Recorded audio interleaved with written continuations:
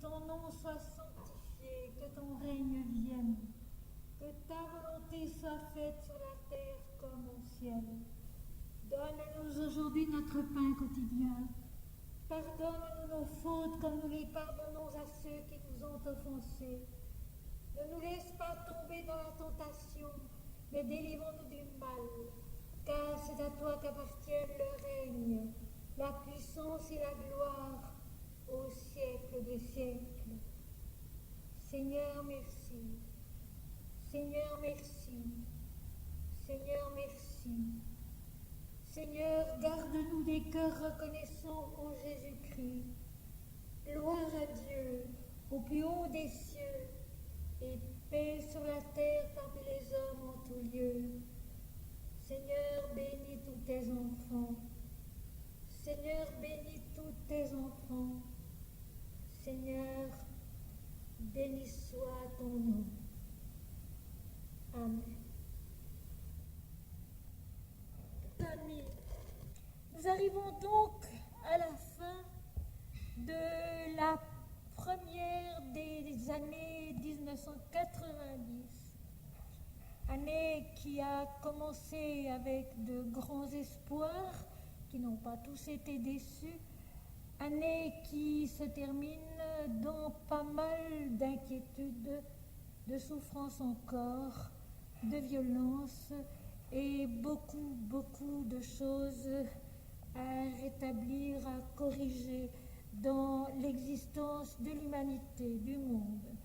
Et c'est pourquoi j'ai eu envie ce soir de commencer en vous lisant un des poèmes que j'ai écrits pendant les années 39 à 45, lors de la dernière Grande Guerre mondiale, qui a été une si grave tragédie dans le monde. J'avais écrit Le Voilier rouge, un poème scénique, et puis une série de poèmes qui suivent ce Voilier rouge, intitulé Les vitraux du Saint-Portique. Et ces poèmes sont encore tout à fait d'actualité.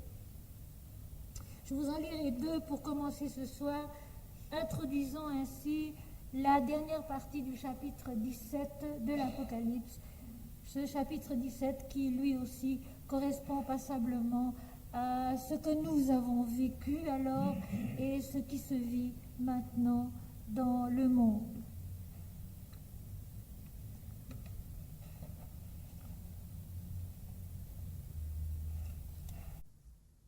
Oh, la route insensée où l'on va n'importe où. Oh, la route insensée où l'on va n'importe où. Oh, la route hagarde où le cœur se déchire et qui finit à Dieu. Nous trouvons l'homme où nous pressentons Dieu et Dieu nous attend derrière nos larmes.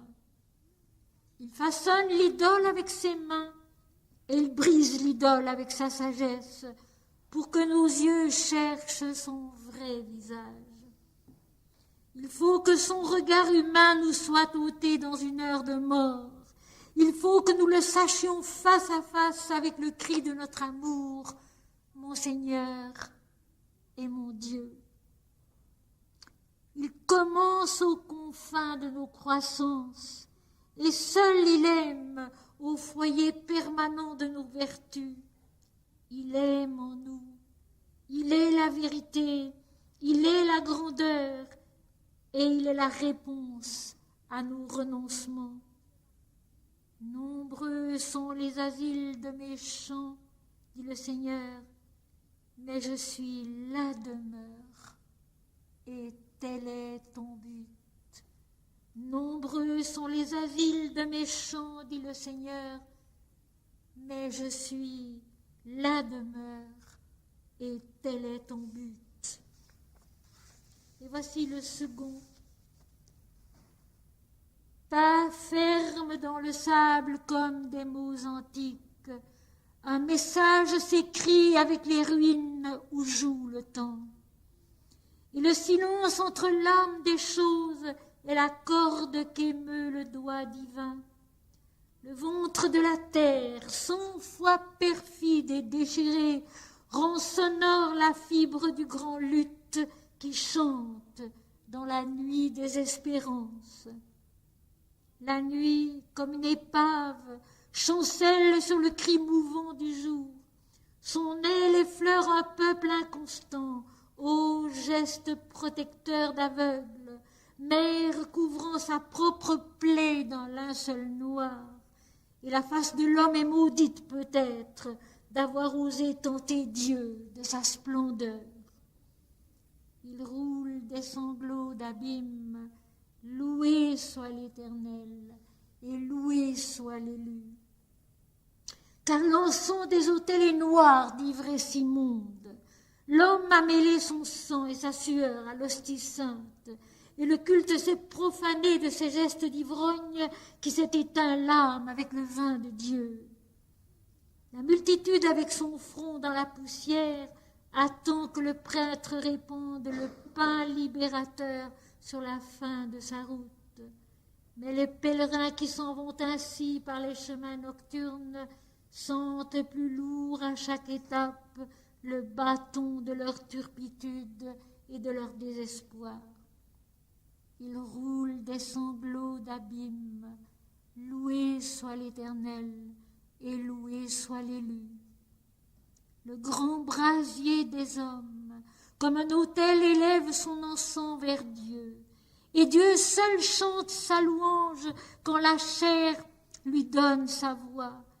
Dieu seul sait le chant de sa gloire et l'oraison de son temple. Les pèlerins du monde vont, fil inlassable qui s'écoule toujours vers la même besogne et le même néant. Mais le voile des horizons se déchire quand la béatitude ouvre son sein à leurs travaux. Ils roulent des sanglots d'abîme. Loué soit l'Éternel et loué soit l'élu. Les pèlerins du monde vont, fil inlassable qui s'écoule toujours vers la même besogne et le même néant. Mais le voile des horizons se déchire quand la béatitude monte, quand la béatitude ouvre son sein à leurs travaux. Ils roulent des sanglots d'abîme. Loué soit l'Éternel et loué soit l'élu. Et puis, pour introduire directement notre texte, une page de Foi chrétienne et spiritualité numéro 2. Le Christ est de tous les siècles, de tous les temps. Il n'en est point qui ne le connurent pas, ou il ne fut pas. Il est. Et nous sommes en lui le devenir unique de sa gloire, de sa réalité. Le culte exclusif et intolérant de la personne de Jésus est profondément faux.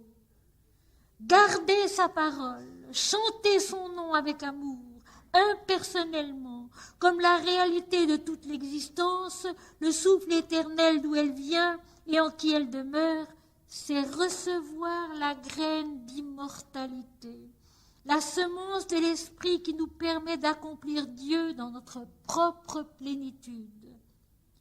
Celui-ci est mon Fils bien-aimé, en lequel je suis satisfait, comblé.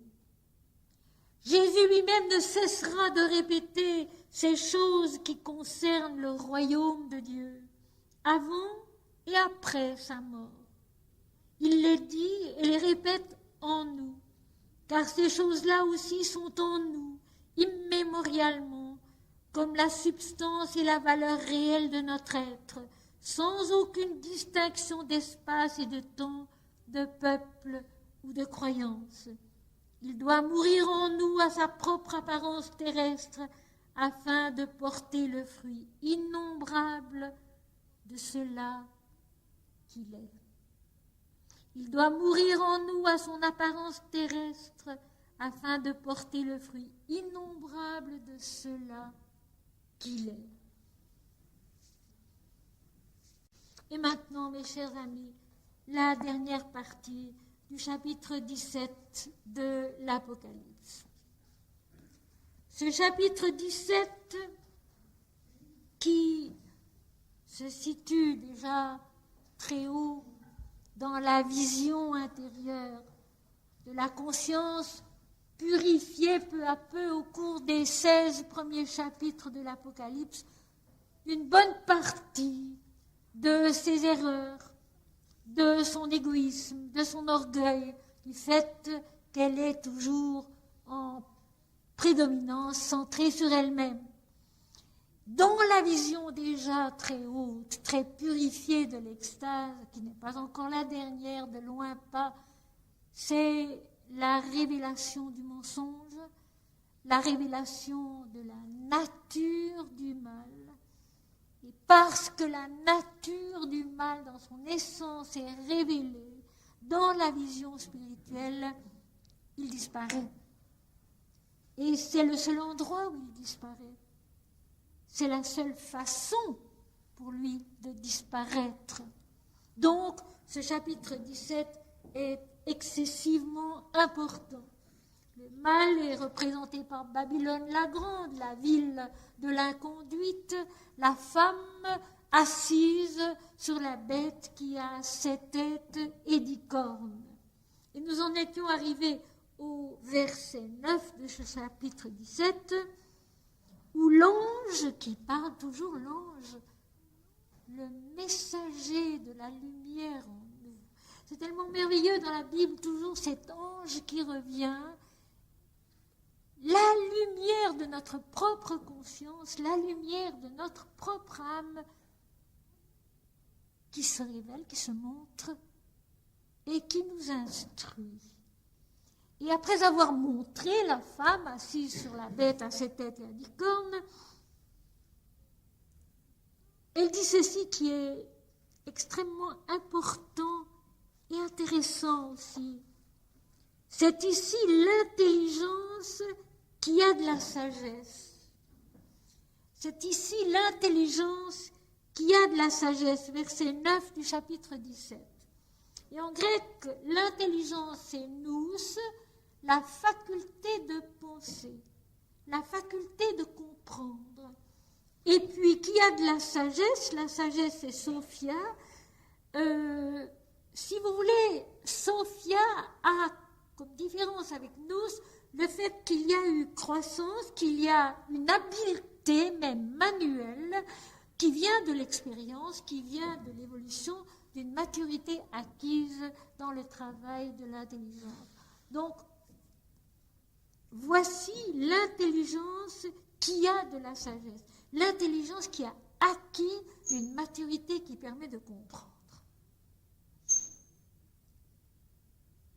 Et il est bien clair dans ce seul petit verset que l'intelligence qui a de la sagesse, qui a de la maturité, qui a de l'habileté dans la compréhension, aussi bien spirituelle, intellectuelle que manuelle, elle vient de l'ange, de l'esprit, de la lumière, donc de Dieu.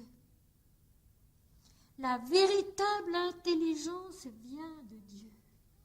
Ainsi, inculper l'intelligence de l'homme sous prétexte qu'elle est dualiste et qu'elle est inachevée, incapable de comprendre certaines choses, c'est une erreur. Parce qu'il y a évolution dans l'intelligence elle-même, et cette évolution, si nous le voulons bien, elle vient de Dieu. J'étais très jeune encore lorsque j'avais conçu cette phrase.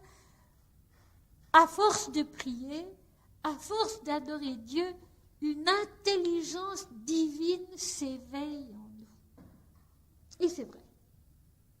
Une intelligence divine s'éveille en nous. Une autre façon de comprendre, une autre façon de voir les choses, une autre façon de les considérer et donc de les pénétrer toujours plus loin, toujours plus haut. La vision de la femme assise sur la bête à 7 têtes et à 10 cornes demande explication. Mais cette explication ne peut pas venir de l'homme seul, elle ne peut venir que de l'ange, de la lumière de l'esprit qui descend en nous, qui nous éclaire et nous instruit. Et l'explication suit. Les 7 têtes sont ces montagnes sur lesquelles la femme est assise. Et nous savons depuis le début de l'Apocalypse, avec la vision au chapitre 1er des 7 chandeliers, au milieu desquels marche celui qui ressemblait à un fils d'homme. Ensuite, les 7 lettres, 7 églises. Ensuite, les 7 sceaux, le livre scellé des 7 sceaux. Toujours ce chiffre 7 qui revient. 7 qui est le chiffre de la plénitude, 4 la matière, 3 l'esprit. Mais qui sont surtout dans l'Apocalypse et dans la révélation divine de la vie, les 7 plans de la conscience et de la vie, du matériel au spirituel. C'est ces plans qui tous doivent être accomplis dans leur plénitude, purifiés de ce qui doit l'être pour être enfantés plus haut et monter ainsi de degré en degré jusqu'à la vision de la plénitude, le 7e plan de la toute lumière de l'esprit que nous sommes. Alors ici, les 7 têtes de la bête qui est l'inconscient du chapitre 13 de l'Apocalypse, l'inconscient, le subconscient, qui reçoit son autorité du mental quand le mental est infidèle à son rôle. Parce que notre intelligence mentale, elle a un rôle. Elle a le rôle d'apprendre, de distinguer, de se souvenir. Elle est la mémoire. Et elle a pour rôle, par cette instruction qu'elle acquiert, ces découvertes qu'elle fait, cette reconnaissance des choses, des êtres, des pensées qu'elle fait, d'élever peu à peu les plans inférieurs et la vie tout entière vers les plans supérieurs de la conscience, le règne du cœur, le règne de l'âme, le règne de l'esprit. Mais cette intelligence, qui est donc le pivot de notre nature, peut être infidèle à son rôle, infidèle à son travail. Et c'est ce qu'elle est lorsqu'elle est la bête de l'Apocalypse, la bête du 13e chapitre. Un mental qui donne son autorité à l'inconscient et au subconscient, donc qui donne à la confusion, à la déraison, à l'ignorance, à la passion, le pas sur la capacité de maîtriser ces éléments de notre nature qui peuvent être maîtrisés, magnifiés, transfigurés et peu à peu élevés vers aussi leur pureté et leur connaissance de Dieu. N'oublions pas la phrase magistrale de Sri Aurobindo dans son poème Savitri, même le corps se souviendra qu'il est Dieu. Même le corps se souviendra qu'il est la lumière. Même le corps se souviendra qu'il est Dieu. Et c'est vrai.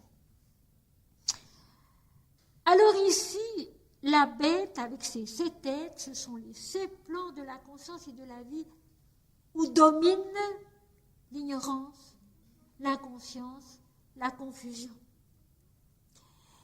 Et ici, l'ange explique que ces 7 têtes sont ces montagnes. Et ce mot montagne m'a frappé plus particulièrement maintenant que je reprends ce texte depuis quelques mois pour l'avoir traité en France d'abord et maintenant ici, retraité. Parce que dans les Védas, il est aussi question des collines de l'incarnation où sont enfermées les forces divines, alourdies par la colline qui les recouvre, qui les enferme, qui les empêche de s'éveiller, de sortir et de se manifester. Donc au fond, ces montagnes sont les 7 plans sur lesquels est assise la femme, qui est dit impudique, donc orgueilleuse, prostituée, donc vendue à l'intérêt de l'ego, adultère, c'est-à-dire attachée non pas à Dieu, mais à autre chose, à son propre intérêt.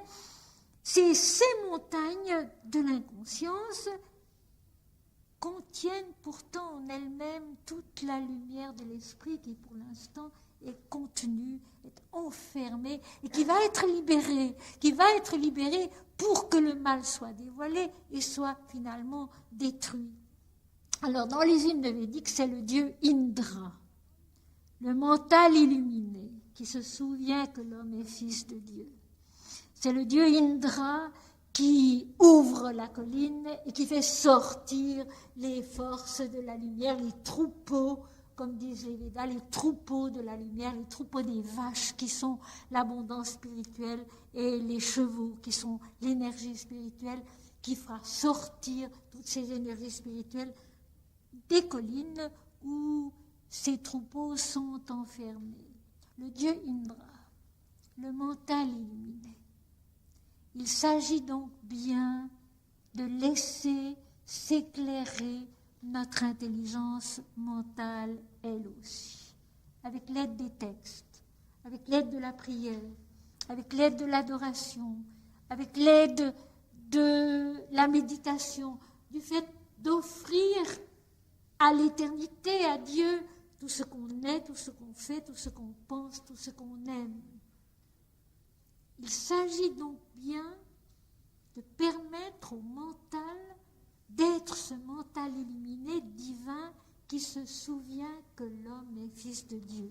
Mais pour l'instant, toutes ces lumières, toutes ces forces intérieures sont cachées, sont enfermées dans les montagnes, dans les collines, dans les 7 ailes de la bête, sur laquelle est assise, je dirais tout simplement, l'infidélité. Pour donner à la femme un nom qui soit plus expressif pour nous, plus compréhensible, je dirais tout simplement l'infidélité. Et l'infidélité en l'homme se situe sur son plan mental, dans son intelligence mentale, qui a le choix entre s'élever vers Dieu ou au contraire descendre toujours plus dans l'ignorance, de l'orgueil, de l'égoïsme et de l'intérêt personnel. Donc, l'infidélité de l'intelligence est installée sur ces collines, ces montagnes, ces plans de la conscience et de la vie dans lesquels sont enfermées les forces de la lumière, jusqu'au moment où nous le verrons à la fin du chapitre, Dieu les libère pour triompher du mal, triompher du mensonge. Et puisque j'ai lu les poèmes que j'ai lus tout à l'heure, et puisque nous sommes de nouveau dans une période où le monde est bouleversé, tourmenté par beaucoup de forces adverses et dangereuses, je répète que la vraie façon de lutter, la vraie façon de comprendre, c'est de chanter Dieu inlassablement, de l'adorer et de lui offrir aussi cela, aussi cette inquiétude, aussi cette souffrance, aussi cet égarement, parce que c'en est une fois de plus, cette infidélité. Et je crois que pour donner à la femme de l'Apocalypse, qui est donc Babylone, la ville de Babylone aussi, un nom qui nous parle, un nom que nous puissions regarder en face, comprendre et combattre, je lui donnerai ce nom, l'infidélité.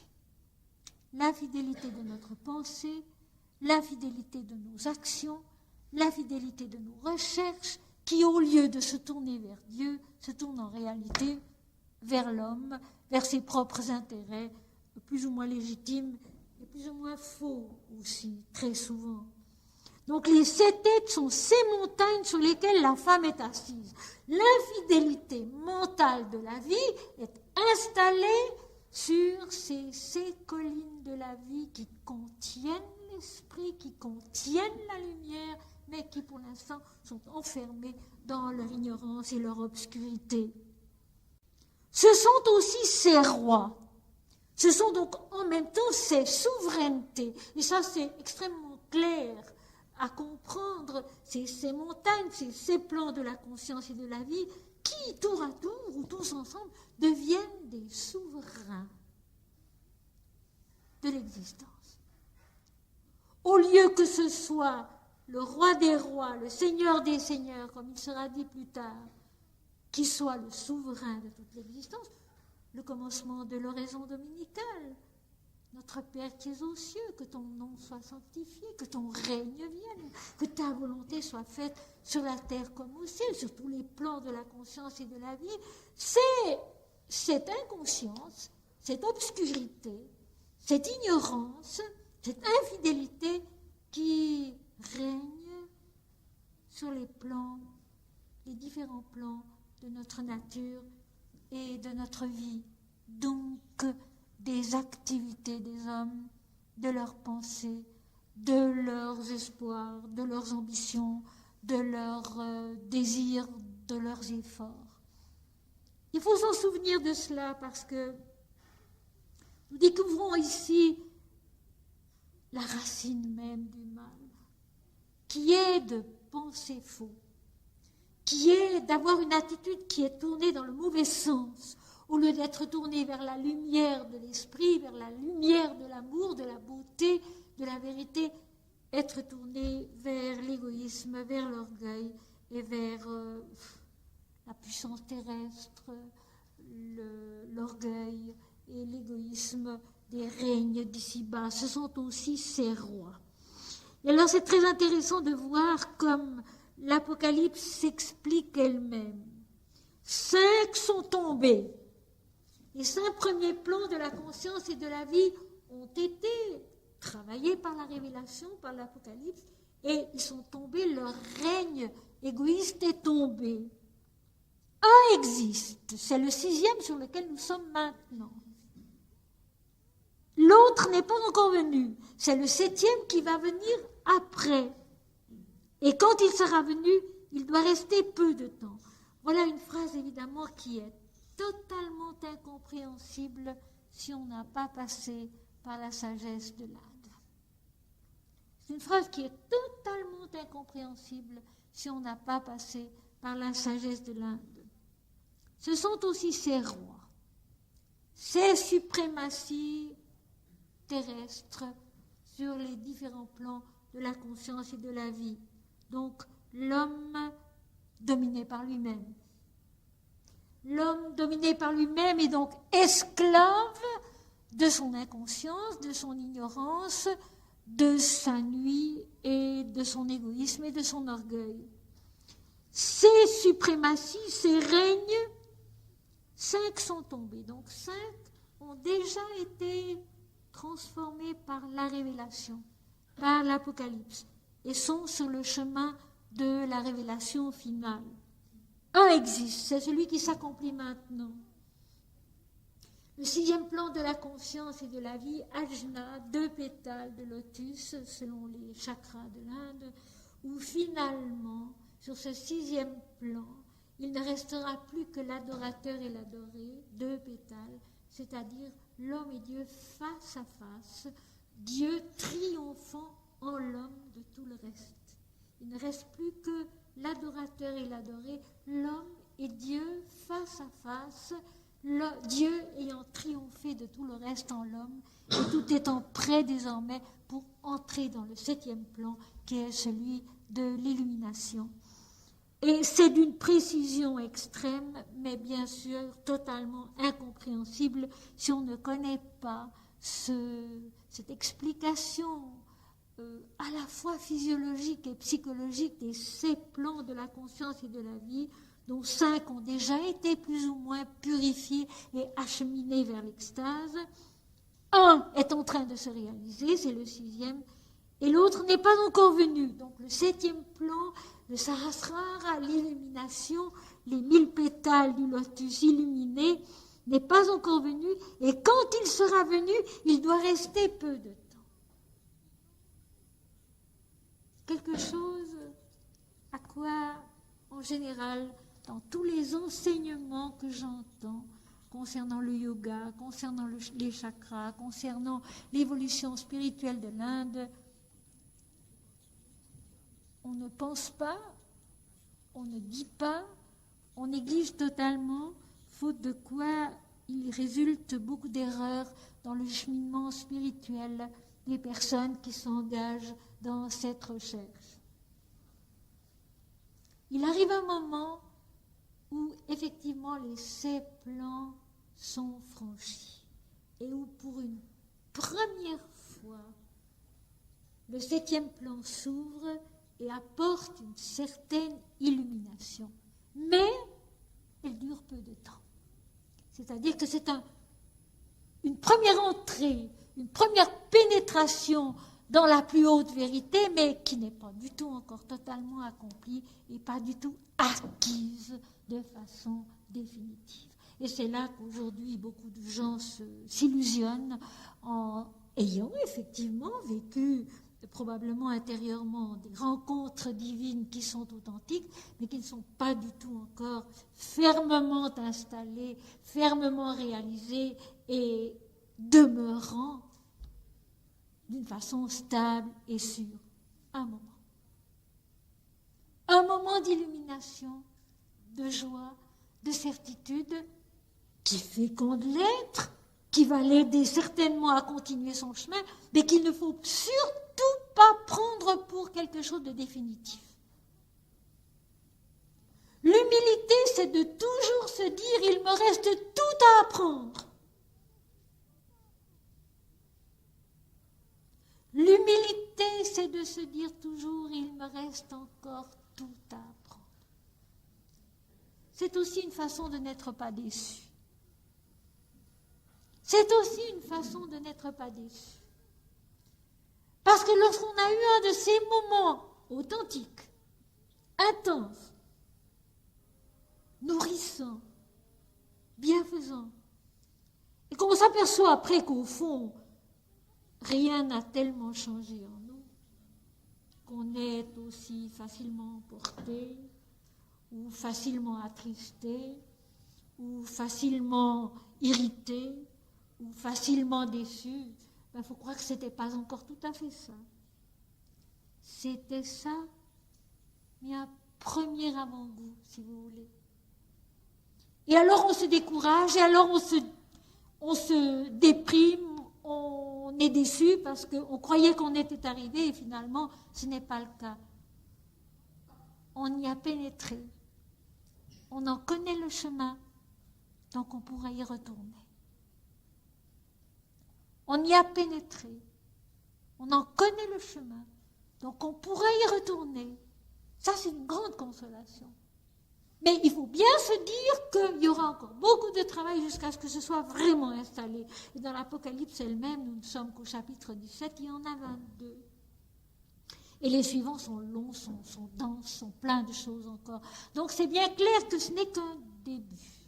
Donc 5 sont tombés. 5 ont été plus ou moins accomplis et acheminés dans la bonne direction. Un existe. C'est le règne de l'adoration parfaite, où il ne reste plus en l'homme que Dieu et le regard qu'il adore, la contemplation qui le respecte et qui l'aime pour le connaître et le comprendre toujours plus. Et alors j'ajoute aussitôt quelque chose de pratique. Si nous avons le bonheur de rencontrer Dieu ainsi une fois au fond de nous-mêmes, d'une façon authentique et certaine, continuons à prier, Seigneur, apprends-moi à te connaître, apprends-moi à t'aimer. Seigneur, apprends-moi à te connaître, apprends-moi à t'aimer. Ne pensons jamais, je sais. Ne pensons jamais, je sais. Le jour où on pense je sais, on redescend. Ne pensons jamais je sais. Seigneur, je t'aime, apprends-moi à t'aimer. La si belle phrase de l'Évangile, je crois Seigneur, viens au secours de mon incrédulité. Je crois Seigneur, viens au secours de mon incrédulité. Seigneur, je t'aime, apprends-moi à te connaître, apprends-moi à t'aimer. Ce 7e roi qui doit venir, et quand il sera venu, il restera peu de temps. Ce sera un éclair, un premier éclair. Il y en aura d'autres, à condition que justement nous sachions que nous ne sommes pas arrivés du tout. Et c'est infiniment réconfortant, parce que ceci nous garde dans l'attitude juste de l'humilité. la véritable humilité, qui n'est pas de médire de soi-même, qui n'est pas de se dénigrer soi-même, qui n'est pas de se mortifier en se disant « Oh, mais je ne suis rien, je ne sais rien », etc. Non. Il faut avoir conscience de ce qu'on est capable de faire. Mais face à Dieu, il faut savoir qu'il reste toujours tout à apprendre. Et moi-même qui suis depuis maintenant 24 ans sur l'Apocalypse, je n'ai absolument pas fini de la découvrir. Je m'en suis aperçue en reprenant le chapitre 17 que j'ai pourtant traité à Paris l'an dernier. Je l'ai repris pour nous cette année et je me rends compte qu'il y a encore beaucoup d'autres choses que je comprends, que je découvre, que je pressens, que je n'ai pas encore su dire. Ce n'est jamais fini.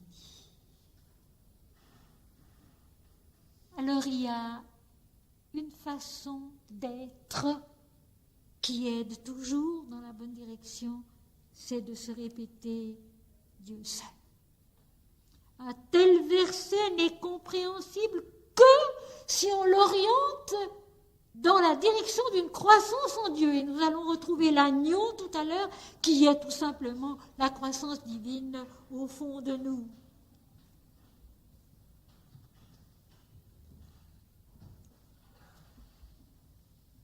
Avancez-vous, il y a des places là. Ce sont donc aussi ces rois, ces règnes, sur les 7 plans différents de la conscience et de la vie. 5 sont tombés, 5 ont été dépassés. Les règnes du physique, du vital, du mental inférieur, etc. sont tombés. Un existe, c'est le 6e plan, le 6e chakra. L'autre n'est pas encore venu, le 7e, l'illumination. Et quand il sera venu, il doit rester peu de temps. Ce n'est pas fini encore, c'est le commencement de l'illumination qui se fait pressentir, mais rien de plus. Et la bête qui était et qui n'est plus est elle-même un 8e roi, et elle est du nombre des 7, et elle va à la perdition. Là aussi, c'est un verset qui serait incompréhensible totalement sans la sagesse de l'Inde. Nous sommes donc au 17e chapitre de l'Apocalypse. La révélation de la nature du mal dans l'extase qui fait que le mal se détruit. La révélation de la nature du mal qui fait que, dans l'extase, qui fait que le mal se détruit.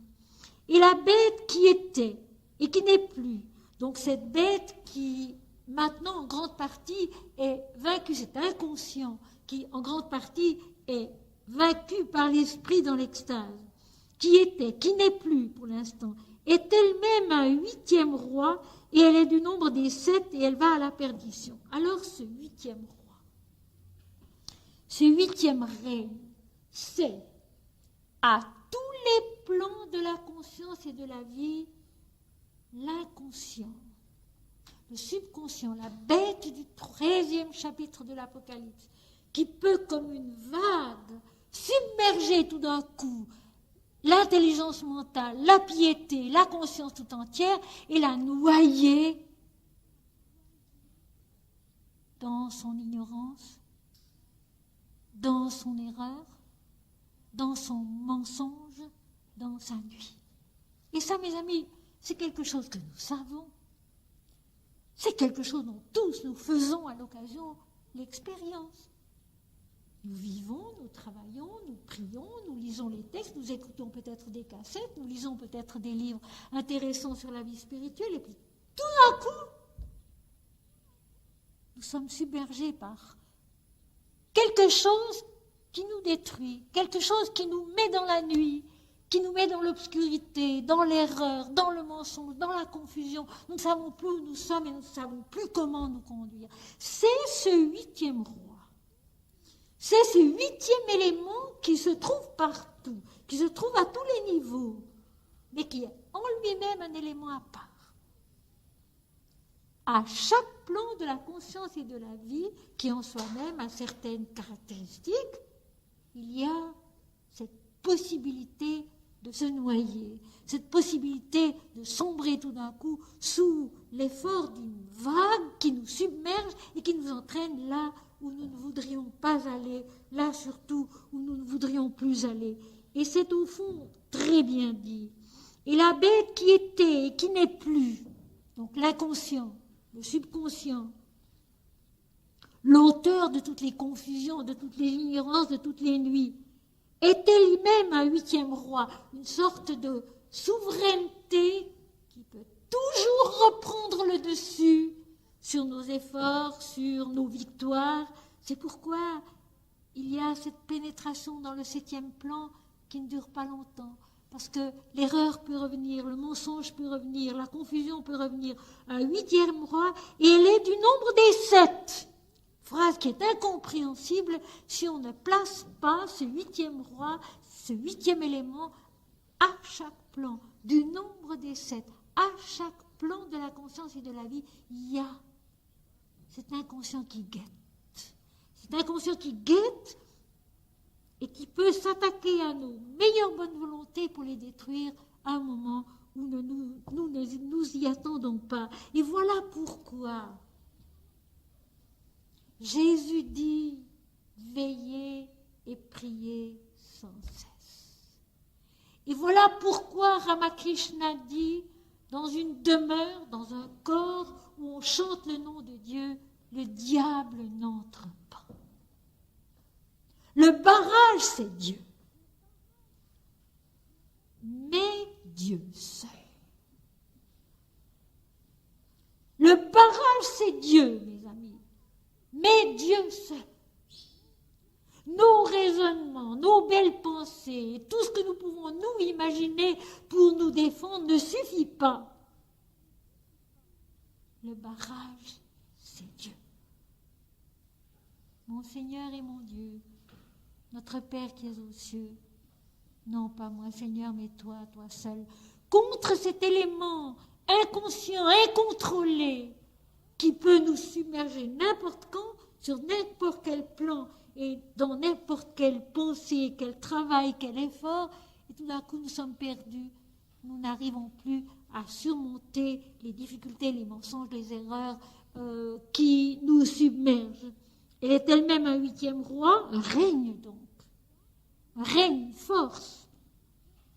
Et elle est du nombre des 7, et elle va à la perdition. Alors elle va à la perdition, nous allons voir tout à l'heure comment, par l'explication de l'ange, puisque le début de notre thème ce soir c'était voici l'intelligence qui a de la sagesse, l'intelligence qui vient de la lumière de l'esprit, qui acquérera la maturité, l'habileté, la maîtrise de la lumière de l'esprit, la sagesse, Sophia, et elle va à la perdition.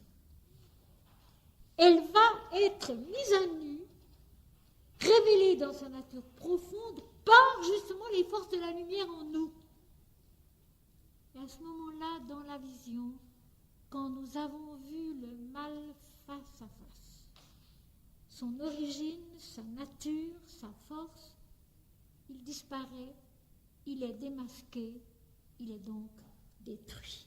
Parce que dans l'Apocalypse, il ne s'agit pas de destruction comme nous l'entendons, mais c'est la vérité qui se met à la place du mensonge, et le mensonge n'est plus. Et le mensonge, le mal, eh bien, c'est tout simplement de toujours tout ramener à l'apparence de la vie terrestre, à l'apparence de l'individu, au moins individuel, à ce fameux ego qui est l'image de Dieu, mais qui doit s'en souvenir. Le moi individuel de l'homme, c'est l'image de Dieu, mais il doit s'en souvenir. Il doit se souvenir qu'il est né de Dieu, fils de Dieu. Nous sommes tous le Fils unique de Dieu et nous ne le savons pas. Nous sommes tous le Fils unique de Dieu et nous ne le savons pas. Et quand nous essayons de nous en souvenir, nous sommes soulagés, nous sommes libérés. C'est Dieu qui sait, c'est Dieu qui est, c'est Dieu qui fait et non pas nous. Donc la bête va à la perdition parce que elle va se démasquer. Elle va être démasquée par la volonté de l'esprit, par l'action divine dans la vision de l'extase. Les 10 cornes que tu as vues sont 10 rois qui n'ont pas encore reçu de royaume, mais qui reçoivent autorité comme roi pendant 1 heure avec la bête. Là aussi, il faut continuer dans le cheminement intérieur, le cheminement mystique. Le cheminement intérieur, le cheminement mystique qui peu à peu dévoile le processus de la révélation qui est en même temps le processus de la victoire. Parce que n'oublions pas que le thème fondamental de l'Apocalypse, c'est la victoire. À celui qui vaincra, à celui qui vaincra, à celui qui vaincra. Les 7 lettres aux 7 églises des 7 villes, à celui qui vaincra. Et ce qui est intéressant, c'est qu'il n'est jamais dit quoi. À celui qui vaincra, je donnerai à manger de l'arbre de vie. À celui qui vaincra, je donnerai l'étoile du matin. À celui qui vaincra, etc., etc.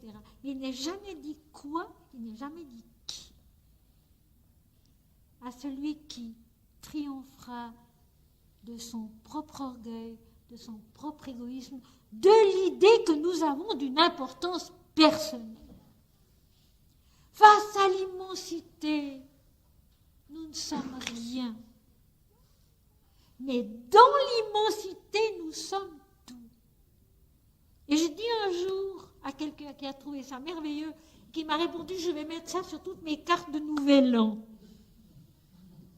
C'était Madame Suzanne André à Paris. Elle voulait que je signe son livre d'or.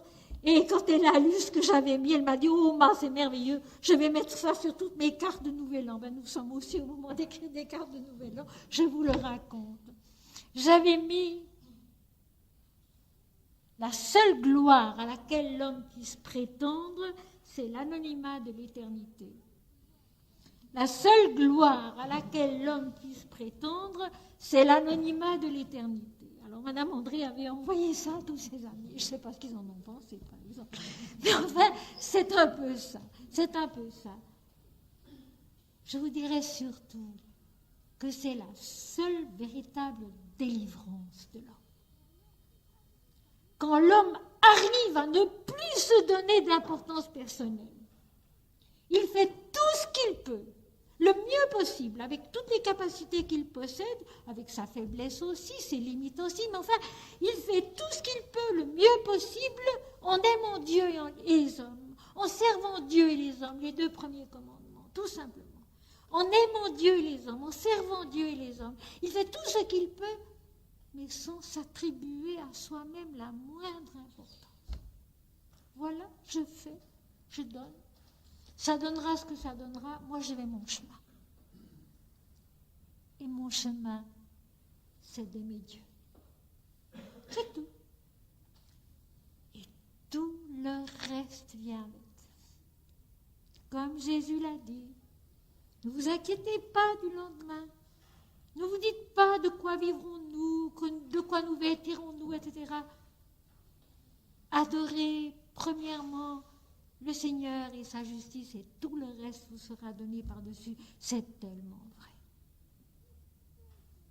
Surtout, c'est vrai psychologiquement. Surtout, c'est vrai psychologiquement. Donner, faire, travailler le mieux possible, mais ne rien attendre pour soi-même. C'est une délivrance qui ne peut pas se décrire. C'est tout simplement merveilleux. C'est tout simplement merveilleux. Ce que les autres pensent de nous, ou bien comment ils réagissent à ce que nous sommes, à ce que nous faisons, n'a plus aucune importance. Seigneur, c'est pour toi que je l'ai fait. Ce que les hommes en diront, mais absolument égal. Tu aimeras le Seigneur ton Dieu de tout ton cœur, de toute ton âme, de toute ta pensée, et tu le serviras lui seul. Et tu aimeras ton prochain comme toi-même. De ces 2 commandements dépendent toute la loi et les prophètes, c'est vrai. Et si tout le monde s'y met, je vous assure que les choses changeront. Les 10 cornes que tu as vues sont 10 rois. La corne, dans toute la Bible, c'est la corne d'abondance. C'est la corne de l'onction. C'est un attribut divin, si vous voulez. C'est la corne de l'adoration, c'est la corne de l'abondance spirituelle. Et la bête qui est affublée de ces attributs divins, comme un mensonge, porte donc ces 10 cornes, qui sont aussi les 10 incarnations divines, les 10 moments de la révélation divine dans une création, dans une manifestation divine. Les 10 incarnations de Vishnu, par exemple, pour l'Inde, qui chaque fois vient aider la terre, aider les hommes et apporter une instruction qui lui permet de continuer sa route, de vivre. Les 10 cornes de l'abondance que porte la bête, mais pour le moment, l'usage qu'il en fait est faux. L'usage qu'il en fait est mauvais. Les forces spirituelles qui sont en nous, qui sont dans la vie, sont mal utilisées, sont mal orientées.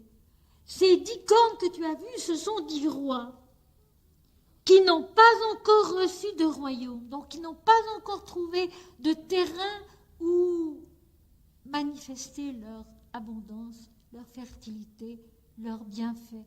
C'est l'abondance divine, l'abondance spirituelle qui attend l'heure de pouvoir se manifester, qui pour le moment n'a pas encore reçu de royaume, mais qui reçoivent autorité comme roi pendant 1 heure avec la bête. Et cette autorité, nous comprendrons plus tard qu'elle vient de Dieu. Dieu permet que la bête soit aidée par les forces spirituelles afin qu'elle soit démasquée et par cela détruite. Dieu va permettre que les 10 cornes de l'abondance spirituelle qui sont dans la vie, mais qui sont pour le moment non utilisées ou mal utilisées, reçoivent l'autorité de l'esprit avec la bête, avec l'inconscient, pour que l'inconscient soit démasqué et soit finalement détruit. Ils ont un même dessein, ils ont une même décision en eux.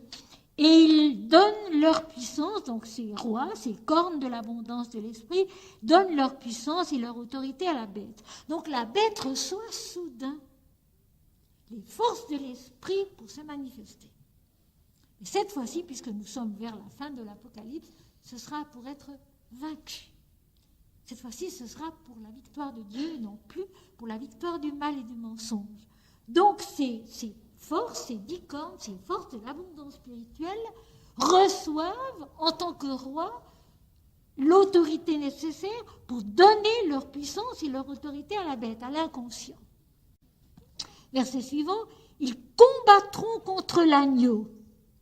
C'est le combat ultime contre l'agneau, dont j'ai souvent dit, l'agneau c'est donc le Christ, mais l'agneau c'est pas une victime, l'agneau c'est la jeunesse, le commencement, la naissance, qui est promis à croître, à grandir. Donc l'agneau de Dieu est en nous, notre nature qui doit grandir en Dieu, qui est divine et qui doit grandir en Dieu. Ils combattront contre l'agneau. Peu à peu, l'Apocalypse, la révélation de Dieu en l'homme gagne du terrain. Et la bête se sent traquée, se sent prête au fond à être vaincue. Donc elle combat avec même les forces de l'esprit. Et ça, oh là là, c'est aussi terriblement vrai.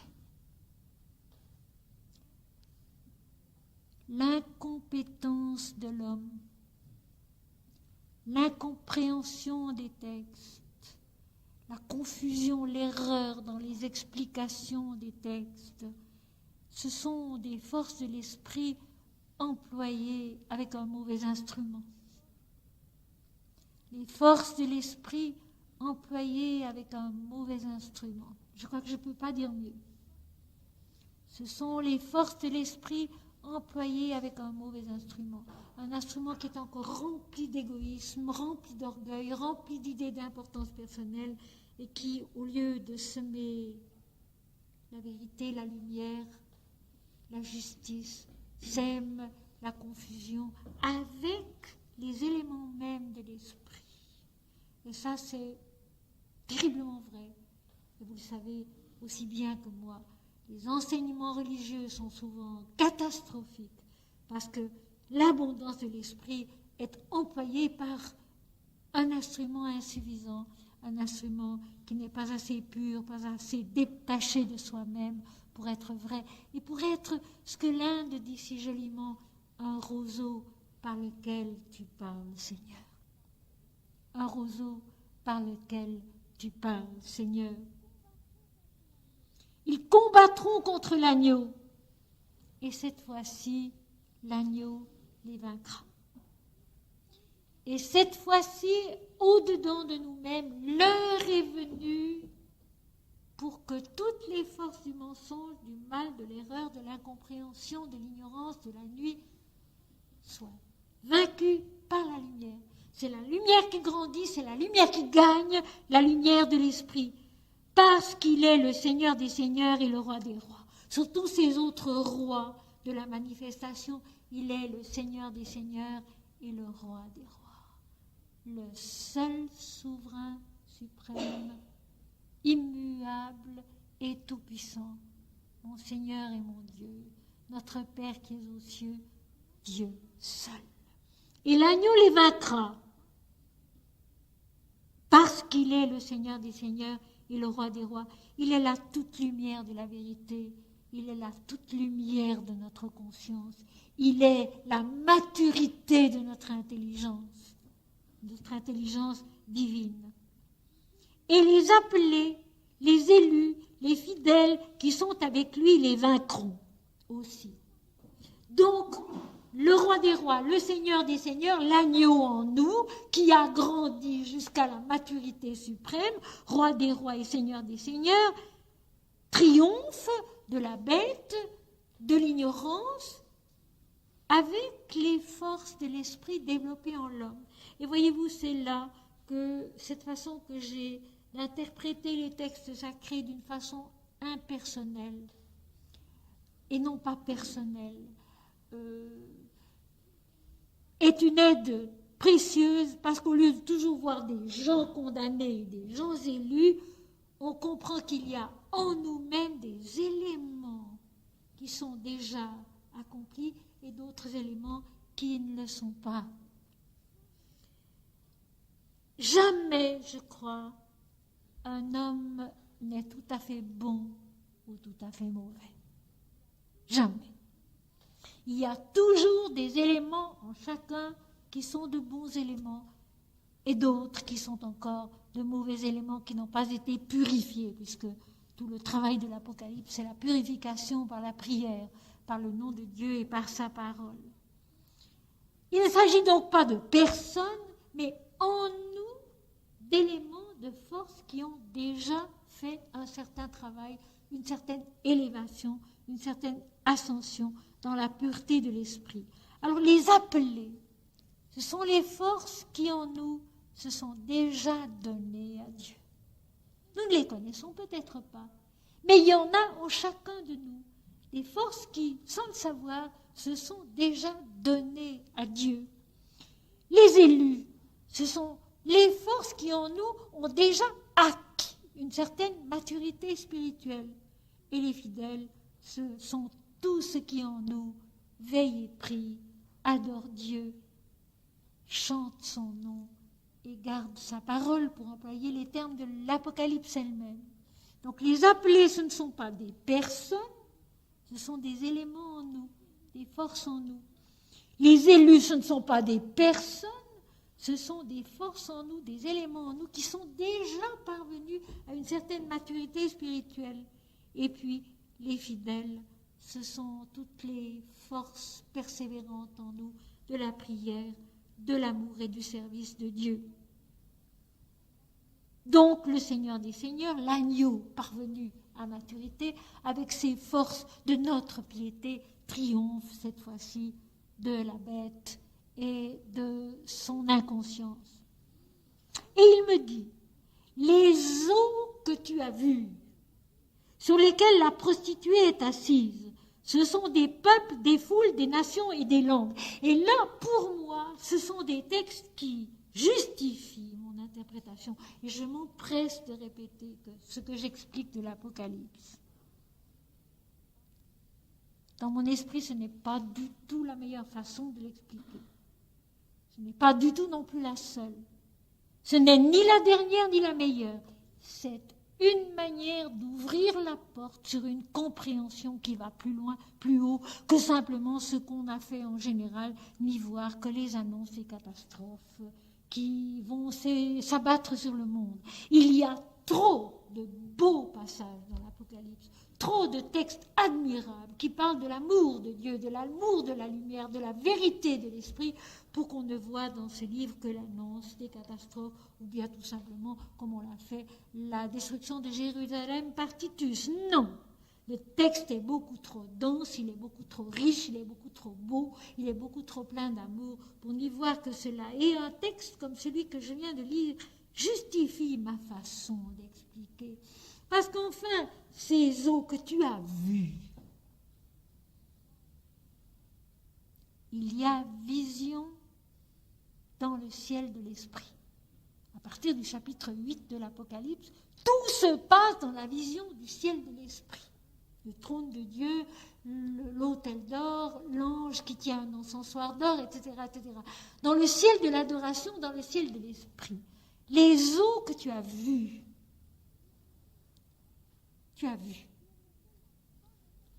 sur lesquelles la femme est assise. L'infidélité est installée sur les eaux mouvantes de l'inconscient.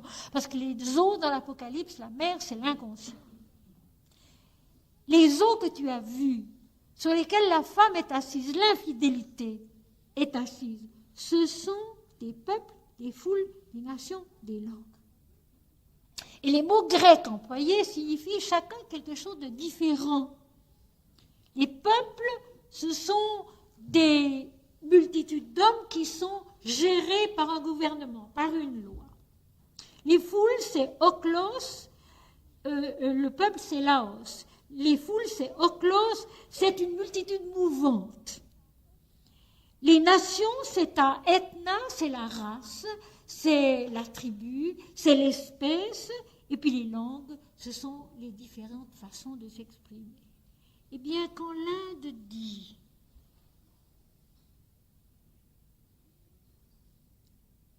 « L'univers est en nous, le macrocosme est dans le microcosme », c'est vrai.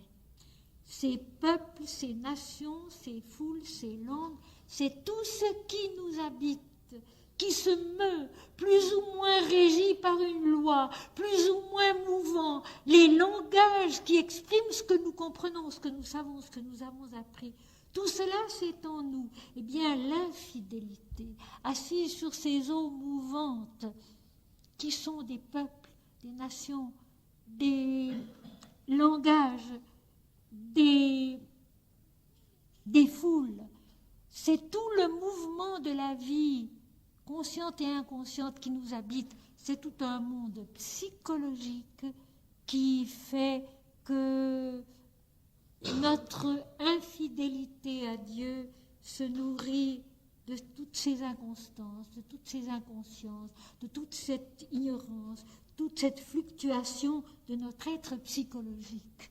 Et expliquer la Bible, et notamment l'Apocalypse, de cette manière, c'est en somme légitimé par un verset comme celui-ci.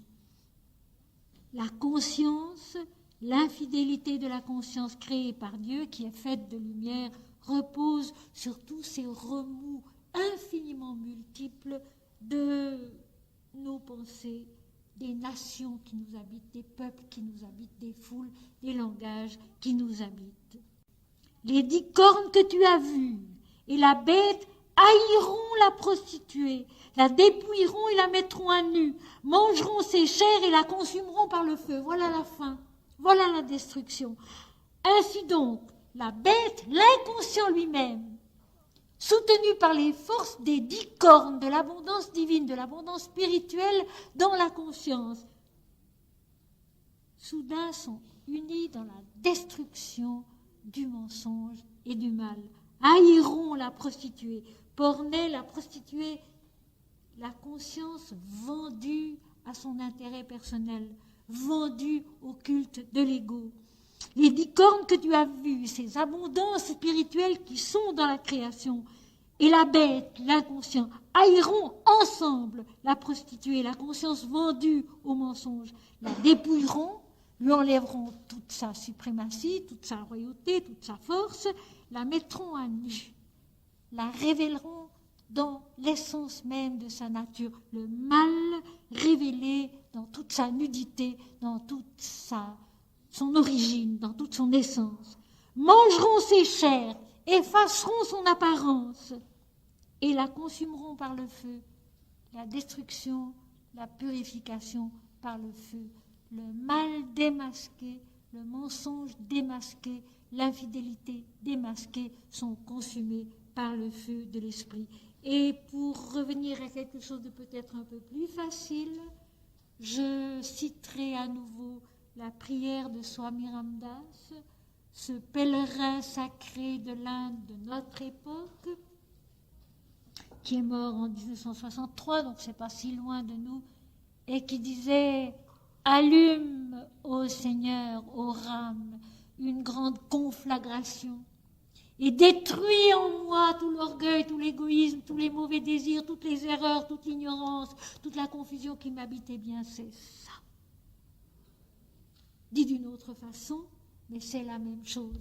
Allume, ô Seigneur, une grande conflagration, un grand feu qui détruise l'apparence du mal démasqué, donc, qui va maintenant être détruite, remplacée par la vérité. Et alors je relis parce qu'il faut enchaîner avec la suite. Les 10 cornes que tu as vues et la bête haïront la prostituée, la dépouilleront et la mettront à nu, mangeront ses chairs et la consumeront par le feu. Donc c'est la fin du mensonge qui a été vue et qui par conséquent maintenant est consumé et détruit par la lumière, par le feu de l'esprit. Parce que Dieu a mis dans leur cœur d'exécuter son dessein et d'exécuter un même dessein et de donner leur royauté à la bête jusqu'à ce que les paroles de Dieu soient accomplies. C'est donc Dieu qui a tout fait. Ça se passe dans l'extase, ça se passe dans la contemplation, ça se passe dans la vision qui démasque le mal grâce à Dieu, parce que c'est Dieu qui fait pour en triompher. Car Dieu a mis dans leur cœur, donc dans le cœur des rois, de ces 10 cornes qui sont des rois, car Dieu a mis dans leur cœur un même dessein, son dessein, a mis dans leur cœur son dessein, un même dessein. Il y en a un seul. Il y en a un seul. Il y a un seul dessein divin. Il y a une seule volonté divine, parce que c'est dessein D-E-S-S-E-I-N, a mis dans leur cœur son dessein, un même dessein. Il y en a un seul. Que l'homme renonce à lui-même pour s'accomplir en Dieu. Renonce en lui-même à son importance personnelle, individuelle, qui est relative, qui est infiniment exiguë, petite et temporaire, pour laisser triompher Dieu en lui.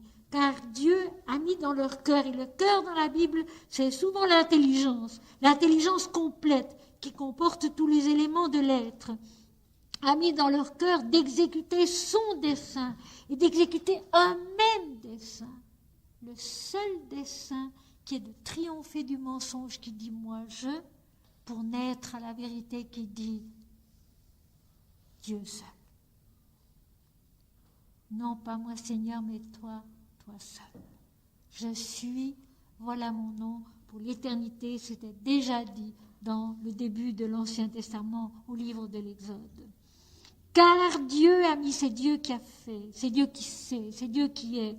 Car Dieu a mis dans leur cœur d'exécuter son dessein et d'exécuter un même dessein et de donner leur royauté à la bête, leur force à la bête, jusqu'à ce que les paroles de Dieu soient accomplies, jusqu'à ce que la vérité divine soit accomplie.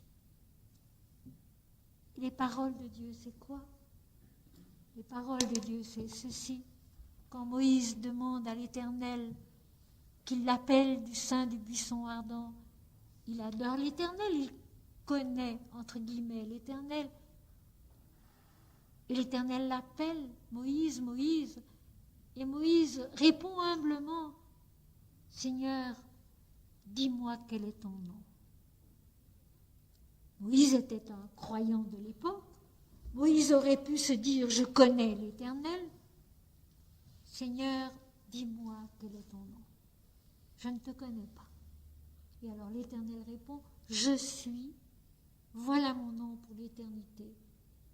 Je suis celui qui suis, je suis celui qui est, voilà mon nom pour l'éternité. Eh bien ici, celui qui est, je suis, a accompli son dessein, l'unique dessein qui existe, c'est d'enfanter l'homme à la toute lumière de l'esprit, à l'illumination du 7e plan de la conscience et de la vie, jusqu'à ce que toutes les paroles de Dieu soient accomplies, jusqu'à ce que tout le cheminement de la purification, de la transfiguration soit accompli et que l'homme renaisse à ce qu'il est, le Fils unique de Dieu.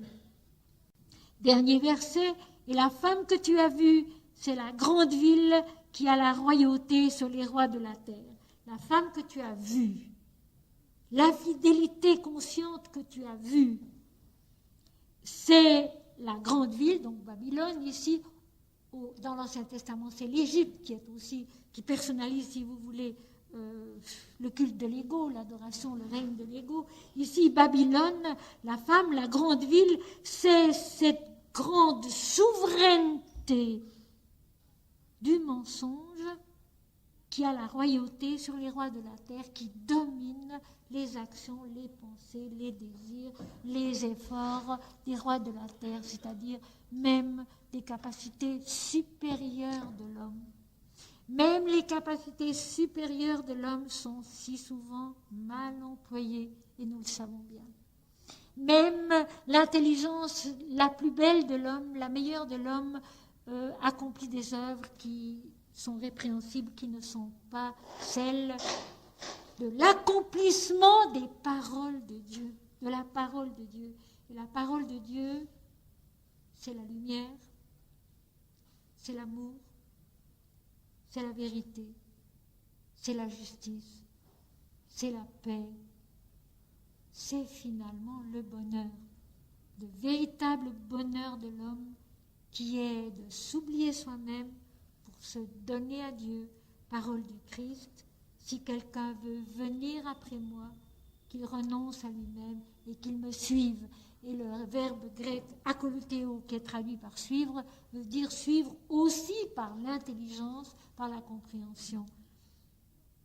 Voilà donc ce chapitre 17 de l'Apocalypse, qui est ardu, je le reconnais, mais qui est, on peut le résumer très simplement par une seule phrase, la révélation dans l'extase, dans la vision intérieure de la conscience, de la nature du mensonge et du mal, et par cette révélation, la destruction du mensonge et du mal. Et j'aimerais ajouter que ceci, tout simplement, est vrai sur tous les niveaux où nous vivons, où nous pensons, où nous luttons, où nous travaillons. Quand nous voyons où est l'erreur, quand nous voyons où est la pensée qui n'est pas juste, l'incompréhension, l'ignorance, elle disparaît. Elle est remplacée par une connaissance, elle est remplacée par une compréhension. Et si nous veillons et prions sans cesse sur tous les plans de notre existence et de notre conscience, l'intelligence divine vient au secours de l'intelligence imparfaite de l'homme. L'intelligence divine vient au secours de l'intelligence imparfaite de l'homme. Et ce n'est pas pour rien que Jésus dit toujours comprendre avec son cœur. Si tu comprends avec ton cœur, il ne veut pas dire par là, par tes sentiments. Parce que la compréhension par les sentiments n'est pas toujours une bonne compréhension. Mais comprendre avec le cœur, c'est comprendre avec l'être entier. Le corps, la vie, l'intelligence mentale vitale, l'intelligence mentale, le cœur, l'âme et l'esprit. L'intelligence du cœur dans la bouche de Jésus, c'est l'intelligence de l'être entier. Comprendre avec le cœur, c'est comprendre avec nos capacités humaines qui sont transcendées, éclairées, instruites par l'intelligence divine, par la vérité divine, la lumière de l'esprit. Donc, le chapitre 17 de l'Apocalypse, c'est la compréhension du mal, du mensonge dans son essence, la vision de ce qu'il est et par conséquent l'effacement de ce qu'il est par la purification du feu de l'esprit. À la fin de ce dernier cours de l'année, mes amis, j'aimerais pour une fois vous demander quelque chose.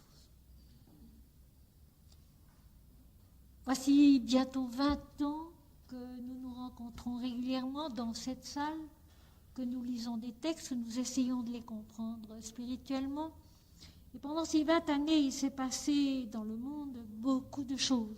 Il s'est passé dans nos propres vies aussi beaucoup de choses qui n'ont pas toujours été faciles. J'aimerais vous demander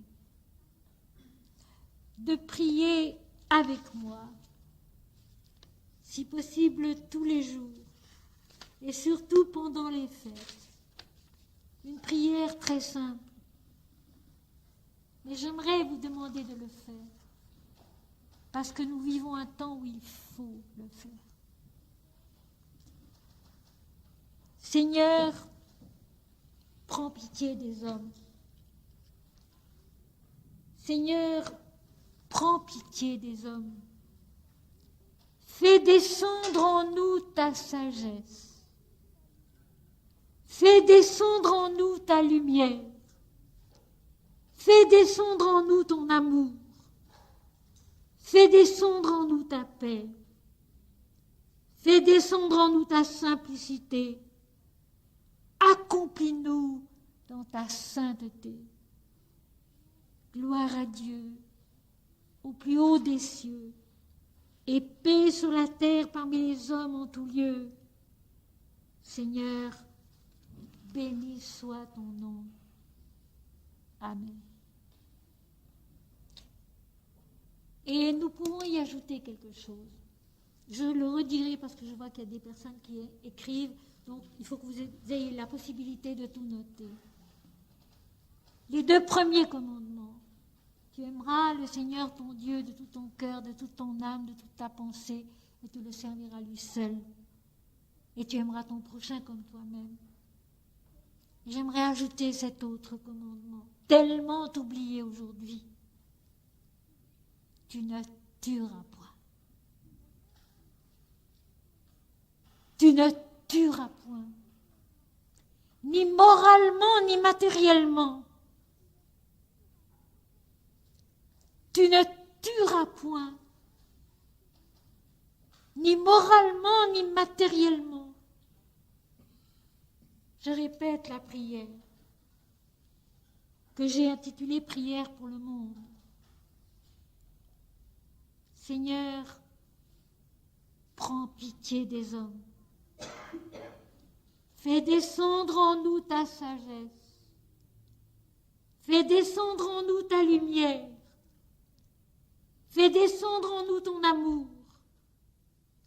Fais descendre en nous ta paix.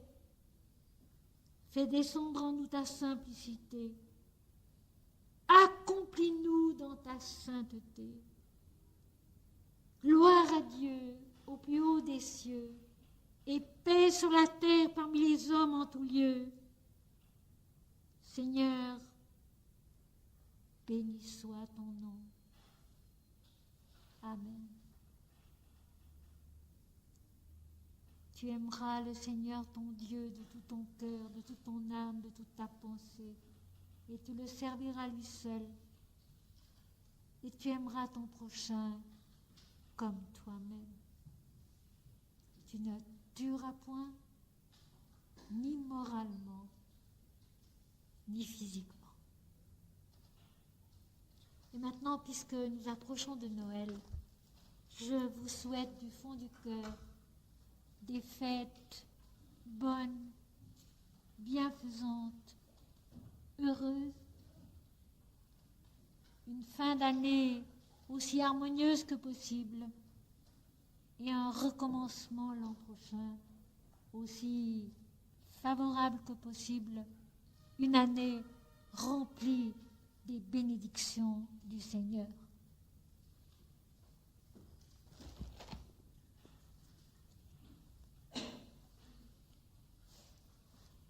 Il était un soir de décembre, chantent les anges, chante Jésus.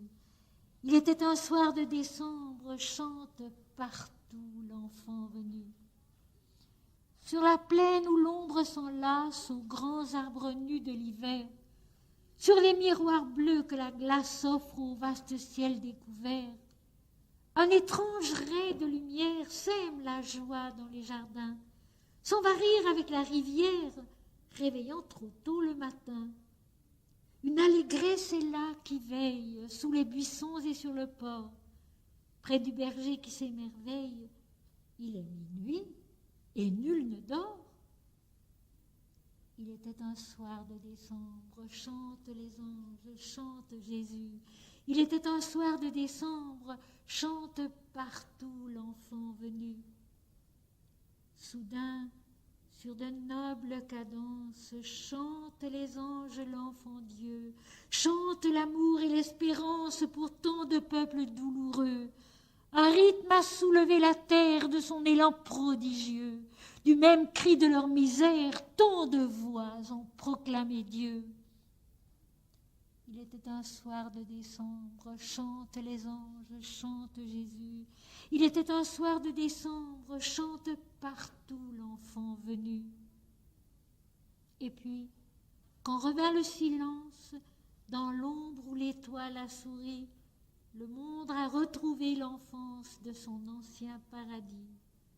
Autour d'un berceau que sa mère garde avec un cœur ébloui, se sont agenouillés les frères venus de pays infinis. Et l'enfant qui sommeille encore sans savoir qu'il est Dieu vivant, fait au ciel une telle aurore que nul n'y verra de couchant. Il était un soir de décembre, chantent les anges, chante Jésus. Il était un soir de décembre, chante partout l'enfant venu. Mes amis, Noël, si nous le voulons bien, c'est tous les jours. Dieu, qui avec une patience et une constance, une fidélité infinie, descend en nous pour se faire connaître et pour se faire aimer. Noël, c'est tous les jours, si nous le voulons bien, Dieu qui descend en nous à la mesure de nos forces. Et c'est peut-être une des choses les plus merveilleuses de la vie spirituelle, de la vie mystique.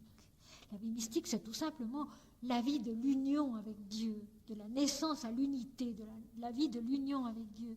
Et ce qui est merveilleux, c'est que dans cette vie spirituelle, dans cette vie de l'union progressive avec nous, de l'agneau qui grandit en nous, Dieu qui est l'immensité, la toute-puissance, la toute-lumière, descend en nous, se donne à nous à la mesure de nos forces, à la mesure de nos forces, jamais plus que ce que nous pouvons supporter, que ce que nous pouvons comprendre, que ce que nous pouvons vivre. Et je trouve que c'est un des éléments les plus merveilleux de la vie spirituelle, de la vie mystique. Dieu se donne à l'homme qui se donne à lui, oui, mais il ne l'accable pas, il ne l'écrase pas. Il vient à lui à la mesure dont l'homme peut le recevoir, le comprendre, le vivre, grandir, et puis un peu plus tard recevoir davantage, grandir davantage, comprendre et vivre mieux et davantage. Tout est une question de croissance. L'agneau sans défaut, il est en nous. L'agneau victorieux qui est le Seigneur des seigneurs et le roi des rois, il est en nous, notre croissance divine dans l'immortalité. Notre Père qui es aux cieux, que ton nom soit sanctifié, que ton règne vienne, que ta volonté soit faite sur la terre comme au ciel. Donne-nous aujourd'hui notre pain quotidien. Pardonne-nous nos fautes comme nous les pardonnons à ceux qui nous ont offensés. Ne nous laisse pas tomber dans la tentation, mais délivre-nous du mal, car c'est à toi qu'appartiennent le règne, la puissance et la gloire, au siècle des siècles. Seigneur, bénis tous tes enfants. Seigneur, bénis tous tes enfants. Seigneur, béni soit ton nom.